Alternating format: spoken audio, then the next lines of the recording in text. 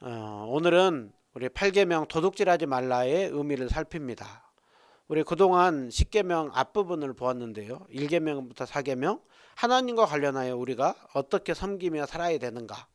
5계명부터는 우리 이웃과 더불어서 어떻게 섬기며 살아야 되는가. 단순하지 않는 계명이라고 했습니다. 잘 생각을 해보면요. 5계명은 부모를 공경하라.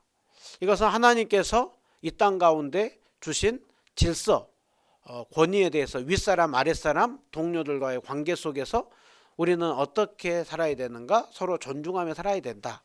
6계명 살인하지 말라라고 하는 것은 모든 생명들, 또 우리 각자 한 사람 한 사람의 인격을 존중하며 살아야 된다.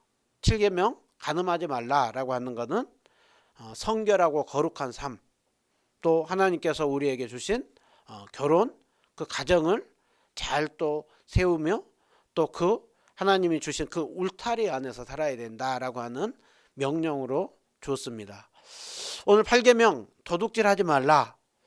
여러분, 이 8계명은 무엇과 관련하여서 우리에게 말씀하는 것 같습니까? 도둑질하지 말라. 이 부분은 하나님께서 우리 각자에게 주신 사유재산, 소유물과 관련하여서 주신 명령입니다. 우리 각자에게 재산 소유물이 있습니다. 또 다른 한 사람 한 사람 가운데 각자에게 준 재산 소유물이 있습니다. 우리가 우리와 타인에게 준 재산 소유물에 대해서 그리스도인은 어떤 관점을 가지고 또 어떻게 그것들을 대하며 살아야 되는가, 그것을 우리에게 주고 있는 명령입니다. 이 8계명의 의미를 잘 살피고 주님께서 가르쳐준 대로 그렇게 생각하고 대하며 살아가는 우리 모두가 되기를 주님의 이름으로 축원드립니다. 8계명 도둑질하지 말라, 이 부분에 대해서 이제 성경의 내용을 잘 정리한 웨스민스터 소요리 문답은 이렇게 하고 있습니다. 73문에 보면 요구하는 것은 우리 자신과 다른 사람의 부와 재산을 합법적으로 얻고 늘리라 라는 것입니다. 그러니까 뭔가 부당하게 뭔가 하는 것이 아니라 정말 성실하고 열심히 부와 재산을 늘리는데 내 자신에게만 관심을 두는 것이 아니라 다른 사람도 부와 재산을 합법적으로 늘리는 그 일 가운데 관심을 두라라는 것이죠. 그러면 그 많은 것은 나와 다른 사람이 합법적으로 재산을 늘리는 데 있어서 부당하게 방해하거나 어떻게든 그 방해하려고 하는 모든 술수와 계략, 그러한 것들을 다 하지 말라. 그것을 우리에게 명령하고 있는 것이죠. 여러분, 이 8계명 이 부분에 있어서 오늘날 사고와 가치관과 굉장히 많이 다르죠. 오늘날 우리의 온통 관심은 오직 내 재산이죠. 내가 가지고 있는 것들을 어떻게 하면 더 늘리고 취할 것인가. 그리고 내 재산을 늘리고 취하는 데 있어서 필요하면 상대방의 것도 훔치고 또 속이고 빼앗아라도 어쨌든 내 것으로 만들려고 하는 것. 그것이 굉장히 팽배해져 있는 시대죠. 가지고 있는 사람들은 어떻게 해서든지 그것을 더 갖고 늘리려고 합니다. 또 없는 사람들은 어떤 방법을 써서라도 또 부를 더 많이 취하고 싸우려고 하는 시대입니다. 그런 속에 온갖 도둑질 같은 생각들과 또 방법들이 난무하다라는 거예요. 하나님은 그러한 것들에 있어서 그렇게 어떻게든 남의 것을 가지고 취하려고 하고 내 것을 수단 방법 가리지 않고 싸우려고 하는 그 죄성을 다 멈춰라. 그것이 도둑질하지 말라라고 하는 이 명령 속에 들어있는 것입니다. 오늘 여기에는 적극적인 명령으로 주어진 것에 만족하고 청지기 정신을 가지고 살 것을 말씀합니다. 그리고 다른 사람과 관련하여서는 너도 중요하지만 다른 사람도 더 재산을 늘리고 다른 사람이 소유물을 잘 지키고 유지하고 보존하도록 할 수만 있으면 다른 사람들에게 더욱더 유익이 되도록 하라. 그것을 말씀하고 있는 것이죠. 제가 어렸을 때 저 이제 시골에서 이렇게 살았어요. 요즘에야 뭐 카메라로 이것저것 다 찍고 있지만 저희 시골에 그런 게 어디 있겠어요. 저희 할머니가 좀 많은 돈을 주었어요. 다 어렵고 가난하잖아요. 근데 저희 할머니가 준 그 돈을 가지고 그 당시에 보면 모르니까 안 찍혀 있으니까 그냥 써도 되잖아요. 그런데 수소문하고 그렇게 해가지고 그것을 주인을 이렇게 찾아줬습니다. 제 기억으로 굉장히 그게 꽤 큰 돈이었습니다. 성경이 우리에게 요구하는 것이, 특별히 그리스도인이 우리에게 요구하는 것이 바로 이 8계명 도둑질하지 말라, 여기에서 말씀하고 있는 것입니다. 다른 사람의 것을 취하려고 하기보다는 정당하게 그것을 갖고 다른 사람에게도 유익이 되게 하라. 그것이 우리에게 주고 있는 명령입니다. 많은 사람들이 도둑질하지 말라라고 했을 때 그래도 나는 이 부분만큼은 나름 지켜라고 하는 생각을 가진 경우가 많습니다. 또 오늘 도둑질의 종류에는 어떤 부분들이 있는가? 아주 많은데요. 크게 한 4가지 정도로 그냥 예를 들어 가지고 보면, 첫 번째로는 눈에 보이는 도둑질이 있습니다. 남의 것을 훔치고 빼앗는, 그래서 강도짓하고 날치기하고 사기 같은 것들을 행하죠. 그래서 우리 해외 나갈 때 항상 가방 조심해야 된다. 또 잘 챙겨야 된다. 네, 그런 얘기를 이렇게 많이 합니다. 세상은 눈에 보이는 도둑질에 대해서는 세상도 거기에 대해서 이제 법적으로 제재를 하고 거기에 대해서 이렇게 처벌을 하죠. 그래서 나름대로 도둑질을 하지 않으려고 합니다. 그래서 8계명을 그러면서 나는 훔치고 빼앗고 사기를 치지 않으니 그래도 도둑질하지 않는다. 이 8계명은 지키고 있다라고 생각을 많이 합니다. 근데 성경은 눈에 보이는 도둑질만이 아니라 우리 마음의 도둑질까지도 도둑질이라라고 얘기를 합니다. 특별히 오늘날도 보면, 우리 두 번째로 보면 범주에 보면 장사를 하고 할 때 서로 그 가격이 있잖아요. 터무니없이 비싸게 올리는 것, 또 물건의 양을 속이는 것, 또 가짜를 진짜인 것처럼 속여서 파는 것들. 그래서 구약에 보면 농경시대 저울이나 그 다음에 그것을 담아서 주는 되라던가 그 다음에 자라던가 이러한 부분들에 있어서 성경은 속이지 말라라고 말씀을 합니다. 우리가 아직도 보면 해외에 나가서 보면 물건값이 터무니없이 외국인들이 많이 비싸게 하다가 나중에는 반값보다 훨씬 아래로 내려가는 이 일들이 비일비재하나요. 세상 속에서는 이것이 그냥 통용이 돼요. 그냥 장사의 하나의 수완이라고 하는데 성경은 그것이 도둑질이라고 얘기를 합니다. 또 회사에서도 보면 오늘날 정말 계약 형태가 서로 계약을 하지만 굉장히 노예 계약 같은 일들이 너무나 많이 있죠. 어쩔 수 없이 계약을 하게 돼요. 그런데 그런 속에 너무나 많은 도둑질이 행해진다는, 일은 실컷 시키고 어찌하든지 그 월급을 돌주고 깎으려고 하는 것. 또 회사에서 계약을 쓰고 나서 일은 최소로 하고 최대한 많이 받으려고, 회사는 최대로 시키고 최소로 주려고 하는 이 속에 온갖 도둑질이 너무나 많이 난무하다라는. 우리 국가를 보면 국가에 보면은 세금적인 것들을 빼먹는 사람들이 너무나 많고 또 세금을 온갖 탈세하는 사람들이 참 많이 있죠. 부정부패가 너무나 많이 있죠. 또 금융권에도 보면 지나치게 이자를 너무 많이 비싸게 하는, 예전에는 이걸 고리대금이라고 했잖아요. 오늘날에는 법적으로 내가 이렇게 비싸게 정당하게 이율을 높이니 너 아쉬우면 쓰고 아니면은 빌리지 마라. 이런 속에 정말 없는 사람들의 돈꼴을 빼먹는 이런 도둑질의 종류가 정말 그 합법인 것 같지만 불법적인 그런 도둑질의 종류가 너무나 많이 있다라는 거예요. 또 오늘날 보면은 이제 디지털적으로 보면 굉장히 어떤 복제품들, 또 다운로드 하는 것들, 이런 부분들에 있어서 어떤 전자책들, 또 이런 부분들이 이렇게 많이 있고 타인의 명예를 도용하는 이런 부분들, 또 도둑질의 전형적인 종류 중에 하나는 투기가 있죠. 투기. 한 방으로 무엇인가 취하려고 하고 그리고 한 방에 확 끌어올려서 그것을 순간 내 것으로 하고 나머지 사람들은 다 어렵고 가난하게 하는 것.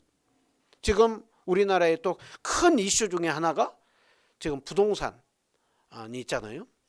부동산 이제 5월 달까지 집 한 채 이상 가진 사람들 투기로 하는 부분들을 다 지금 이제 처리하라라고 하는 그 속에서 좀 굉장히 눈치 싸움이 있고 없었던 매물들이 나오기 시작하고 그리고 그것을 가지고 계산을 하고 합니다. 모든 부분들이 다 그 자체가 잘못됐다 그 부분은 아니지만 그 속에 부당하게 취하려고 하고 누군가는 그것으로 확 취함 속에 많은 사람들에게 정말 그 피눈물 나는 일들이 있다라는 거예요. 그런 속에 주님은 너만이 아닌 다른 사람들의 것들도 생각할 것을 말씀하고 있는 것이죠. 그러니까 오늘 이런 관점에서 봤을 때 저는 한 번도 도둑질 한 적이 없는데요 라고 할 자유로운 사람 한 명도 없다는. 그래서 설교를 준비하는 저 역시도 이 부분에 있어서 당당하냐 부끄러운 모습이 많이 있죠. 우리는 적극적으로든 소극적이로든 그런 모습이 많이 있다는. 다만 우리는 이 말씀을 들으면서 다시 한번 더 최대한 도둑질을 하지 않고 적극적으로는 더 합법적으로 살려고 하는 모습들, 그리고 나만 생각하려고 했던 이 탐욕, 이 부분을 다른 사람들에게도 더 이렇게 생각을 하면서 살아야 되겠구나. 이것이 주님이 우리에게 주신 명령인 것이죠. 그래서 가장 이상적인 것은 우리가 십계명에서 보겠지만 상가 모든 탐심을 물리치라, 그리고 우리에게 자족하는 삶을 살 것을 말씀하죠. 오늘 우리가 이 8계명의 내용을 적극적으로 잘 지키기 위해서 적극적인 의무에 대해서 말씀합니다. 대요리 문답은 8계명이 요구하는 이 부분을 이 앞에 첫 번째 줄이 제일 중요한데요. 우리가 누구와 거래하고 계약하는 일에 있어서 어떠해야 된다라고 하고 있습니까? 진실해야 된다는. 그리고 어떤 말한 것이 있으면 신실하게 지켜야 된다는. 또 그 모든 것들을 행할 때 최대한 공정할 것을 요구하고 있다라는. 그러니까 오늘날 우리가 때로는 그 법에 있어서 법이라고 해가지고 모든 것이 다 옳은 법이 아니에요. 악법이 있어요. 잘못된 법이 있어요. 그런데 우리가 정말 잘못되지 않는 이상은 공정하게 그 법을 만들고, 그래서 믿는 그리스도인들이 정치인이 될 때 정말 힘써야 될 것이 공정한 법을 만드는 거예요. 정말 모두를 배려하면서 생각하면서 공정한 법이 만들어지는. 그래서 믿는 그리스도인들이 잘 믿으면 다 목회를 할 것이 아니라 다 정치하는 일에도 굉장히 힘써야 돼요. 사업하는 일에도 굉장히 힘써야 돼요. 직장 다니는 일, 또 개인 가게를 하는 이 모든 일에 각자 신실한 믿음의 사람들이 많이 있어야 돼요. 그래서 그 공정하면서 각자에게 마땅한 적당한 합당한 몫을 주는, 최소의 몫을 주는 것이 아니라 최대한 적정 수준의 몫을 주는 거예요. 그리고 뭔가를 시켰으면 정당하게 보상하는 거. 그리고 어찌하든지 타인에게 더 베풀려고 하고, 그리고 오늘 여기서 잘 보면 8계명을 잘 지키기 위해서는 재물에 대한 애착에 대해서 최대한 절제를 해야 된다. 또 저기 잘 보시면 물건을 어떻게 잘 사용할 거냐, 잘 지킬 것이냐. 오늘날 요즘에 관심 뭡니까? 물건을 어떻게 더 내가 쌓을 것이냐, 거기에 관심을 두는데 8계명은 잘 쌓은 것도 어떻게 하면 잘 사용하고, 그리고 그것을 잘 지키고 유지하며 살 것인가, 그리고 직업에 대해서 근면하고 검소하게 합법적으로 그렇게 늘리는 그 일, 그것이 우리에게 요구한다. 특별히 우리가 이 부분을 갖기 위해서 그리스도인들이 가져야 되는 것이 청지기 정신입니다. 여러분, 청지기는 뭐하는 사람입니까? 청지기는 재산 관리인이에요. 특별히 그 종으로 얘기를 하면 그 집 전체의 모든 것을 다 관리하는 사람, 통장만 관리하는 것이 아니라 그 집 전체를 관리하는 사람. 그래서 성경에 보면 요셉이 보디발의 집에 청지기가 됐잖아요. 그러니까 청지기는 단순히 돈만이 아니라 그 집 전체 모든 것을 다 관리하고 세워가는 거예요. 그런데 하나님께서 우리 모두를 청지기로 불렀다라는 거예요. 그러면 청지기는 관리인이라고 했잖아요. 그럼 관리인이 청지기로서의 역할을 잘 감당하기 위해서 반드시 기억해야 되는 두 가지가 있습니다. 하나는 내가 주인이 아니라 주인이 따로 존재한다. 주인이 나에게 맡겼다라고 하는 것. 그것을 잘 생각해야 됩니다.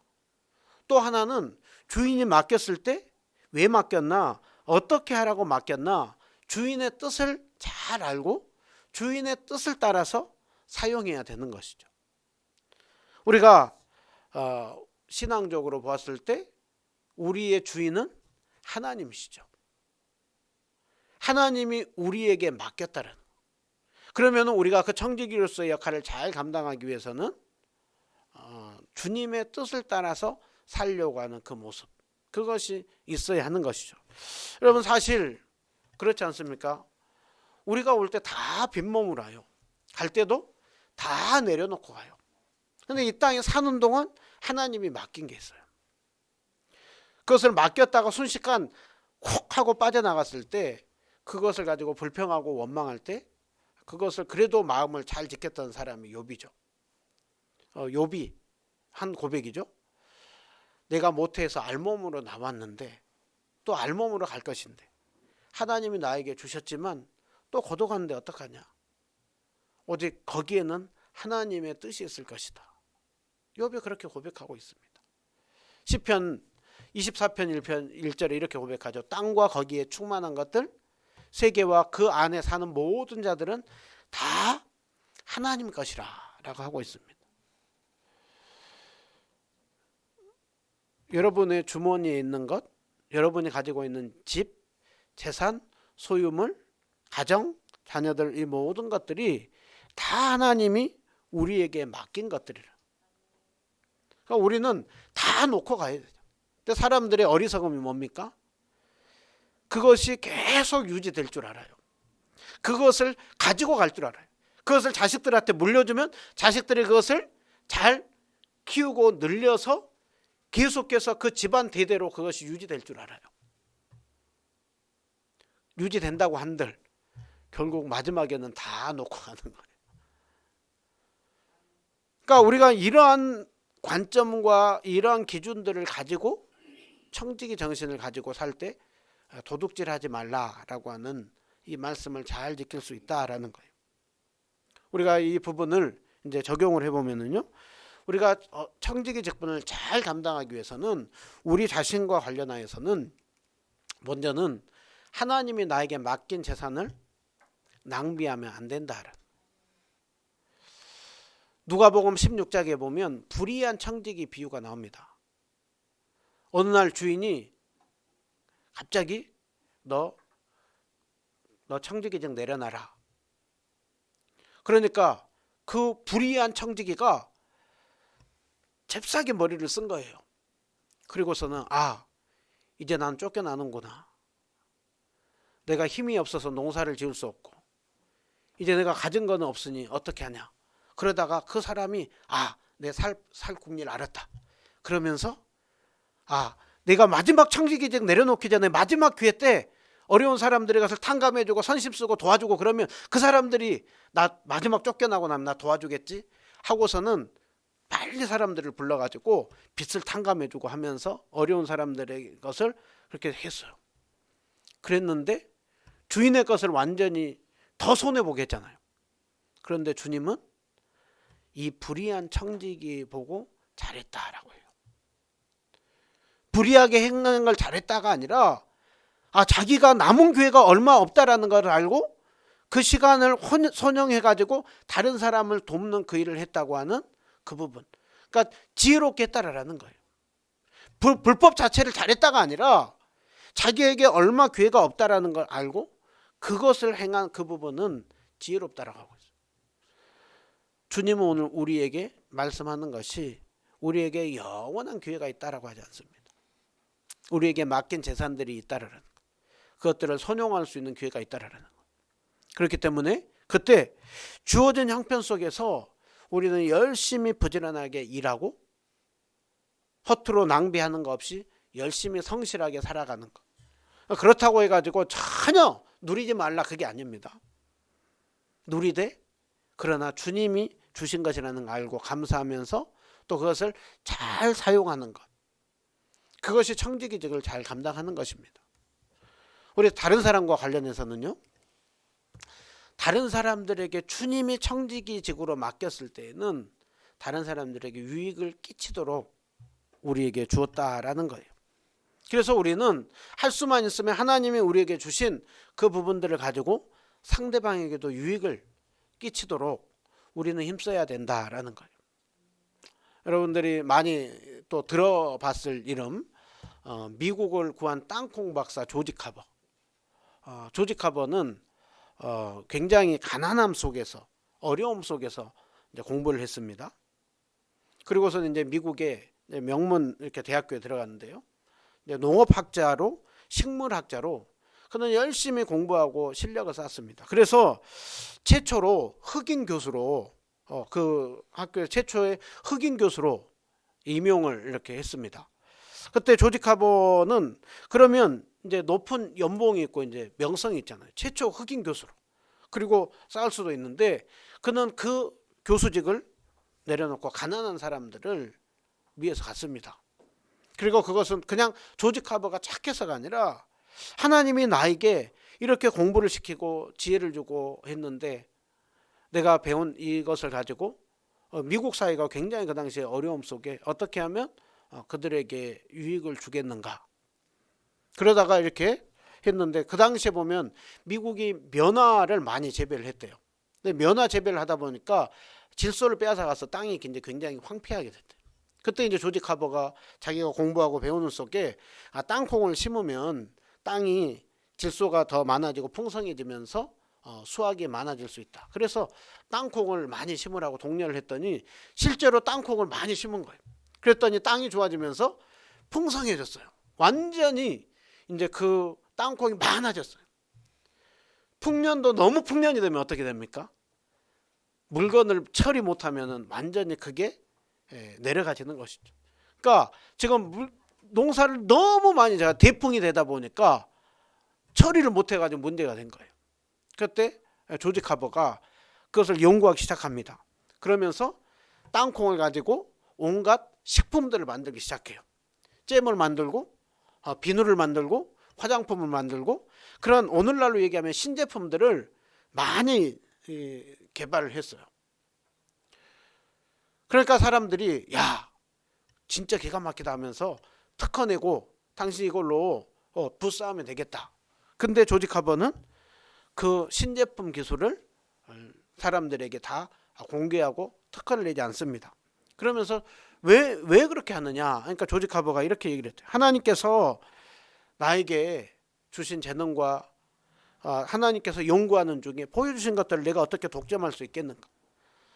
지식은 내 지식이 아니고 재능은 내 소유가 아니라 하나님께서 나에게 섬기도록 준 것이고 공부하고 배우게 한 것인데 그러면서 조지 카버가 자기에게 맡긴 것을 다른 사람들에게 많이 나눠줬다. 그렇게 많은 신제품을 개발한 특허를 낼 수 있는 사람인데 생을 마감할 때 별로 가진 게 없었대요.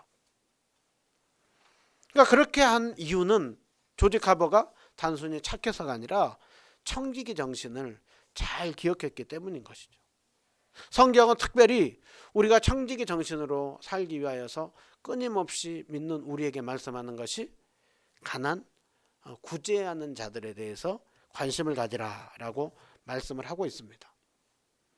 사도행전 2장 4장에 보면 초대교회의 모습이 그들이 은혜 받고 도전받고 그리고 초대교회가 했었던 것들이 물건을 함께 서로 또 나누고 섬겼다. 그러면 초대교회는 절대 공산사회를 추구하지 않았습니다. 다만 자원함으로 하나님께서 주신 것들을 가지고 나누는 삶을 살았죠. 그 정신을 가지고 우리나라에 선교사님들이 들어오셔서 선교사님들은 교회만 세우지 않았습니다.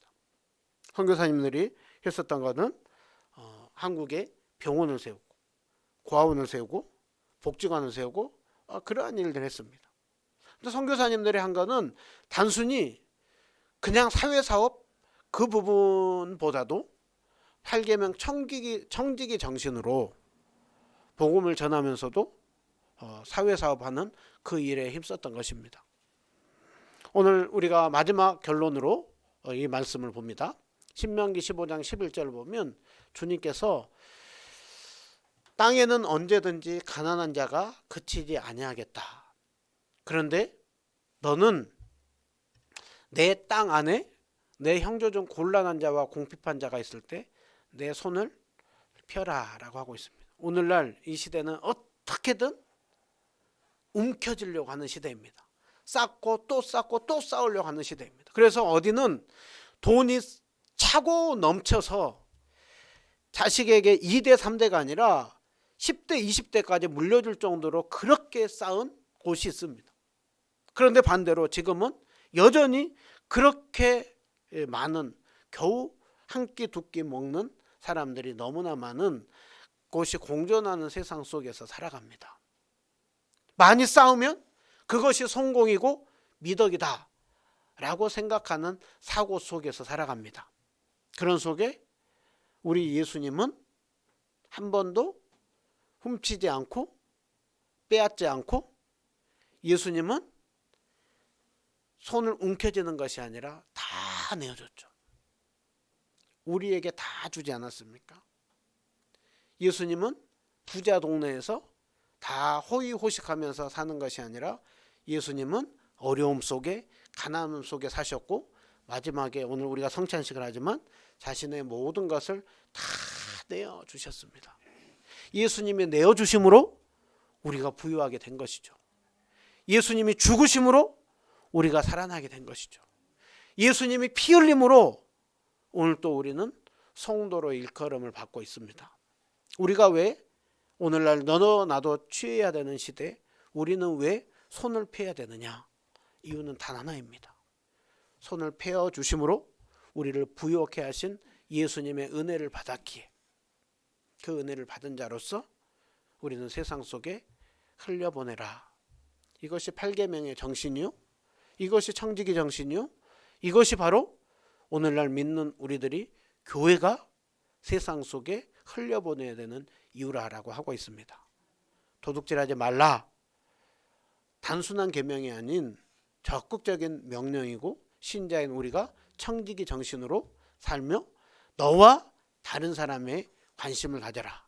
움켜쥐기보다는 흘리라 라고 하는 이 8계명을 잘 구현해냄을 통하여서 보이지 않는 하나님을 보여주는 우리 모두가 되기를 주님의 이름으로 축원드립니다.